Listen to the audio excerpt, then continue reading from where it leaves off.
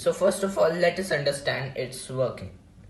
So it works as there is a spring attached at the end of the hollow rod that acts as a turret, and that in front of the spring is a pusher that will push the bullet forward. Now what happens is, when we load the gun, we put this rod into the nozzle and push the pusher back and then block it with help of this pin. Now this pin is connected with the trigger. Now there is a metal piece, a spring and another metal piece, then finally the trigger. The spring is just to magnify the force. So now when we will put the bullet inside the turret, then it is resting on the pusher. Now when I will pull the trigger, the pin will release and the pusher will push the bullet forward with help of the spring, and then the bullet will launch. So now let us see its demonstration. Okay, so now what will happen is, when I will pull the trigger, literally I will pull it in forward, the pin will be released and then the pusher will be released and the bullet will be shot.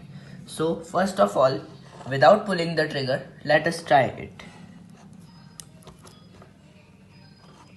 Here I am just pulling the pin. Well, it's difficult with one hand. Here you could see the bullet came directly at the camera. Here you can see the bullet. Now let us try it with pulling the trigger.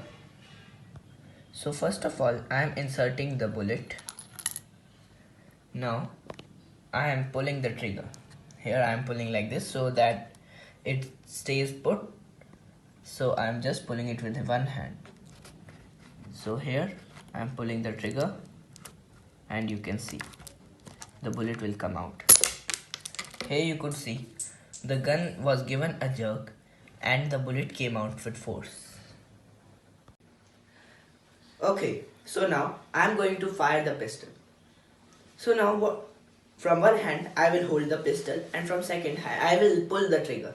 So now what will happen is that this pin will be released and the bullet will be shot in front. So now let me show it. I am pulling the trigger. Here you could see that the bullet was shot in front, and thus this experiment is successful.